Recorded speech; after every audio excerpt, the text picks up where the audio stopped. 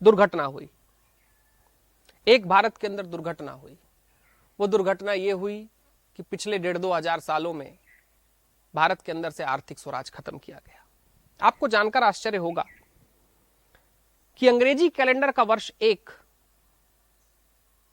और वो इतिहास है, आप सब देख सकते हैं कि अंग्रेजी कैलेंडर के वर्ष 1 में इस भारत का पूरी दुनिया के लिए जीडीपी में जो सहयोग था वो 32% था। जब वो 32% था तभी इस राष्ट्र में कहीं नए मंदिर गढ़े जा रहे थे, कहीं नए शास्त्रों का लेखन चल रहा था, कहीं पर नए विचारक पैदा हो रहे थे, आयुर्वेद की सीमाएं गठित की जा रही थीं, कहीं मंसार रचा जा रहा था, कहीं कालिदास बैठकर नए नए प्रयत्न कर रहे थे। यही वो समय था जब भारत में गणित की खोज हो रही थी। यही वो समय था जब ऋषि और मुनि बैठ के साधना के नए सूत्र गढ़ रहे थे। आज 2021 में भारत का पूरी दुनिया के लिए जीडीपी का योगदान 6.99% है। 2000 साल में 32% से हम 6.99% पर आ गए, और ये तो थोड़े बढ़ गए हैं, कुछ वर्षों पहले तो और कम था। मैं इस विषम विषय को आपके बीच इस नर्मदा जी की परिक्रमा में इसलिए लाना चाहता हूं कि हमें जानना होगा कि नर्मदा जी के आधार से एक आशीर्वाद अवश्य निकलता है, और वो आशीर्वाद है भारत की आर्थिक उन्नति का, भारत के आर्थिक स्वराज का। भारत जब अपने आर्थिक स्वराज को पाएगा तो अपने आध्यात्मिक उदय को भी प्राप्त करेगा।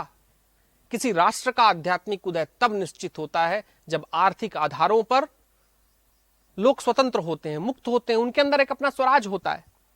क्योंकि जब तक आर्थिक आधार पर कोई समाज गठित नहीं है, संगठित नहीं है, तब तक उस राष्ट्र के अंदर विचारों का, शास्त्रों का, पद्धतियों का, सिद्धांतों का, लेखन का, मंदिरों का, कलाओं का, संगीत का उदय नहीं हो सकता।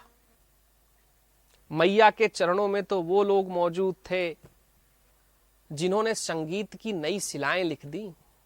अगर हम संगीत के आज शास्त्रीय संगीत को भी अगर हम पा रहे हैं तो शास्त्रीय संगीत की पूरी परंपरा का निर्माण कहीं मैया के चरणों में बैठने वाले ऋषियों ने किया था। मैया के आधार में कहीं आध्यात्म का शिखर है, और आध्यात्म का शिखर तभी हो सकता है जब आर्थिकता के आधार पर भारत का शिखर है। भारत को लूटा गया, सबने लूटा, और लूटने के साथ साथ एक प्रक्रिया इस राष्ट्र में चली जिस प्रक्रिया से भारत के शास्त्र और सिद्धांत सीमित कर दिए गए। मैं इस मैया की परिक्रमा में मैया के चरणों में आशीष लेकर एक प्रार्थना करने के लिए आया हूं। वो प्रार्थना है कि परिक्रमा तो तू सफल करा, तेरे दैवीय गुणों से मुझको वंचित न रहने दे, लेकिन साथ ही साथ ये है कि अपने दैवी गुणों से इस राष्ट्र को वंचित न रहने दे।